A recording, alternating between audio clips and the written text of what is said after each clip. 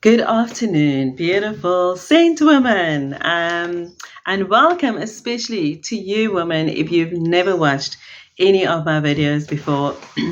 And today I really just wanting to talk about submission, and also the Lord said I want you to talk about intimacy and sex and what this looks like within our godly relationships and marriage, because that is a godly thing that God has a purpose for us, which is incredible when it's a healthy marriage and when God is totally the one that is in and all over us. So this thing of submission, there's so much, I think, stress even with it sometimes. I've had discussions with quite a few women where they've asked me this question, where it is something, is it a military thing of submitting to the one that is above you, superior to you, and you must just do everything that that person says that you must do, or is it different?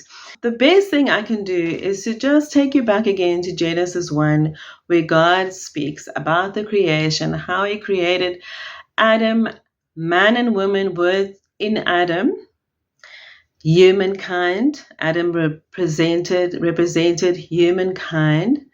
And when God saw that there wasn't a suitable helper, and we've spoken about that incredible word as what it means. It's not subordinate. It's not a second-rate citizen, but it is an incredible thing of even being the warrior and deliverer, mighty deliverer. And in that as well, we created man and woman equally, and He created us equally in the eyes of God. And so we have this thing where we're walking together and where we're submitting and where we're yielding to each other because of God and because of what He is doing in us and through us. It's a mutual submission, and the submitting is a condition of the heart. It is not this thing that has been put out there very often, especially with this patriarchal spirit or even with narcissism, where I am the priest of the house. The word says, husbands, be your priests, and I'm going to come to that now. Or be the priest of your home. And where men have abused this thing of saying, you know what, I am the priest of this house and you will do as I say, no matter what that means. And actually, if it's not a healthy marriage, that can be incredibly controlling and not a good place to be in. And so how beautiful is it that He says to us, I just want to find my place here, that in 1 Peter 3 verse 1, He says, likewise, wives, be subject to your own husbands. Be devoted to your own husbands is the Passion Translation. The Greek word is hupotasso, and it means hupo is under, and tasso means to arrange, to put something in order. And this is almost more of a, if you think it's the Greek meaning, it makes sense, more of a militaristic way of looking at it.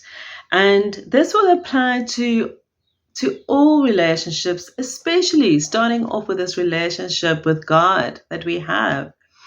And not just between husband and wife, but also children with their parents. But you know what? Let's look at Jesus, because He's the one that is our main example of this.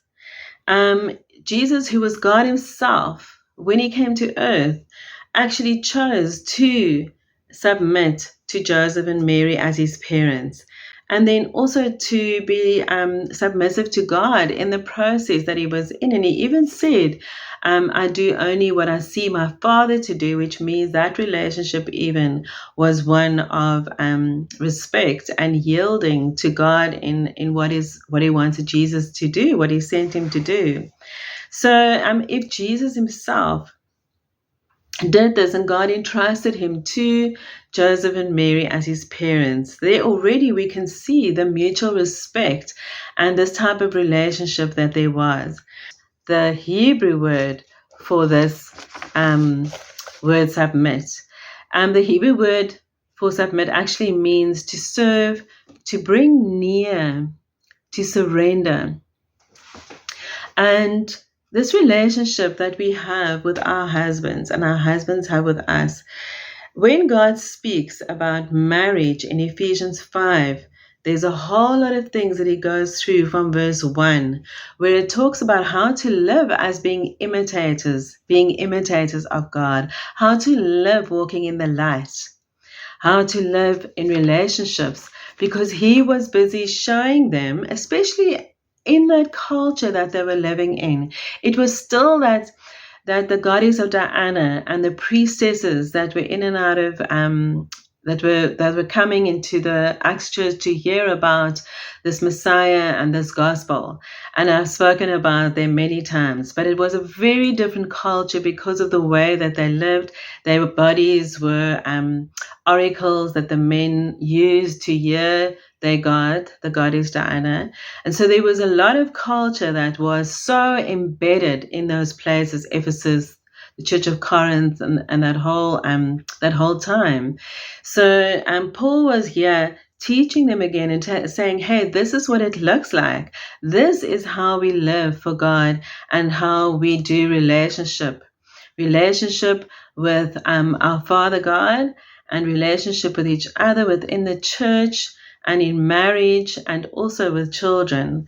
And so he was really just saying, hey, this is the standard. This is how we can do it, and all because of Jesus. And I just want to remind you of the original design again. I bring you back to that a lot, and it's because the way it was in the garden, it was God's original plan for us as his children.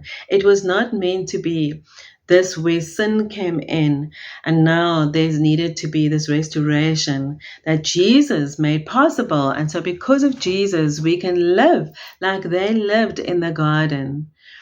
God clearly says that the kingdom has come. It is now.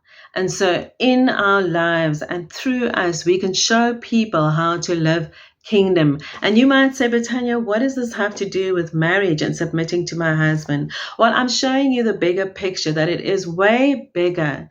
It is not just this little thing where we get hooked on submitting to my husband, but it is that thing of yielding to God and surrendering to God and walking a life with Holy Spirit in intimacy with him, where you can, in his presence, spending time in his word and prayer and worship, cultivate that relationship and grow. And as I've said before, from glory to glory, we are being changed and transformed all the time.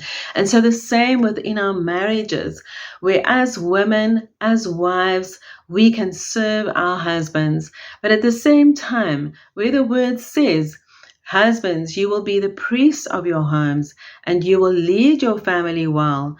It is not meant for men to take that position and to abuse it, because when you look at the actual thing of being a priest, they served the people. They served them to bring them actually closer to God, to lead them and to bring them back, to show them what it looked like to serve this God of ours. And so actually the priest should be serving. And yeah, in verse 28 of Ephesians 5, it says that the husbands are obligated to love and care for their wives in the same way they love and care for their own bodies. For to love your wife is to love your own body. And so how do husbands love their own bodies? Do they abuse their own bodies? Do they submit their bodies to not giving it food, giving it satisfaction and sustaining their bodies? Serving your body well as husbands. If that is not how you're going to treat your own body, then why is it that you treat your wife like that? And then in verse 32, it says, marriage is the beautiful design of God, all a great mystery of Christ and his church. So marriage is a reflection of Christ and his church. Husbands, love your wives like Christ loved the church, where he literally gave and laid down and gave his own life for us as his church. And then when we walk in that type of a relationship where we know that Jesus paid that price and that is the example that he has set, then we can say, you know what, I know my husband, I know he loves Jesus, I know that this is the way that I just want to walk this way. We are equal, but I can submit to him. There are times where we process things in my marriage and where I know that, yes, he is right. And we prayed about it, we brought it before the Lord. That is the life that we live. And so I can do this. And just that mutual respect and honoring of each other. If there's not that in your marriage, it's going to be very hard to walk in this thing of submission. If your husband isn't saved, then there is this beautiful verse where it says further on that you can demonstrate love for your husbands and show them how to live this life that God has put in you, to just live it, and that you can show them how Christ loves them. If it is an abusive relationship, I want to say be very careful, because my husband always says, a leopard doesn't change its spots. Yes, there are the incredible moments, miraculous, supernatural times where husbands really have an encounter with God and they change. But a leopard doesn't change its spots. And unfortunately, sometimes we are in marriages where it's the same cycle over and over again. And we as godly women can actually make decisions that will be healthy for us as individuals, man and woman, in this relationship. And also before the Lord, where you're like, Lord, I know that this is not something that you want me to subject my body to or my soul to, that you want me to have a whole soul, to be healed. And if these things are affecting you in a way that it is just ripping you apart and causing you to really be more broken and have so much pain, then maybe ask the Lord. No, not maybe, but ask him. Ask him how to do this. Maybe you need someone that you can call on and say, listen, I need help. I don't know how to do this.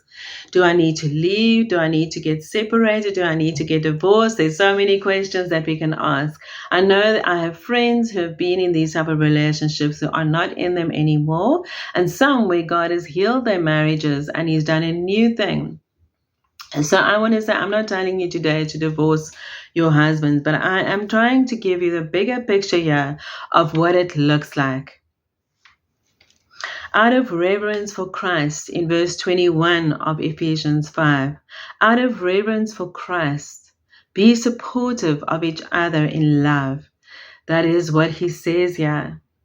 It is not just about us being subject to our husbands. It is not about our husbands or thinking men in general can be more higher and superior than us.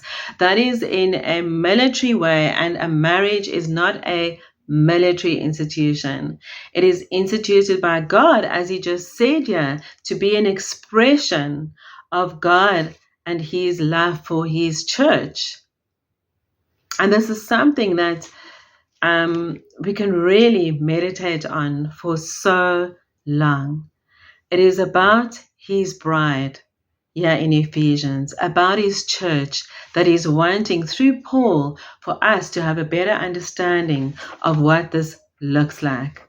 In the Aramaic here, in 1 Peter 3 verse 1, I'm just going to finish off by reading this verse again. Likewise, wives, be subject to your own husbands. It's very important. It says it's not the Aramaic, it says it here, because of the culture of that time, that they would have many men and the men would have many women. It was a very sexual and different culture. And that's why he's saying to your own husbands. And in the Aramaic here, defer to the authority of your husbands. So to defer to, patiently accept and submit, because they didn't want to do it, those women. It's the same women who came in the temples and they were talking so loud that Paul said, you need to be quiet. Those same women. And so they couldn't just submit to one husband. It was a whole different change. And that could only happen through Jesus. And that is what Paul was bringing in here. So I hope this helps you today to have a little bit of a better understanding of what this means. And I will be talking about it in the next few weeks. Some other things concerning marriage, concerning relationships, and godly ones, especially without looking through the lens of religion. I am going to go to the Word, and the Word will lead us and show us how we can do this. So thank you so much for watching today, and I'm going to see you soon.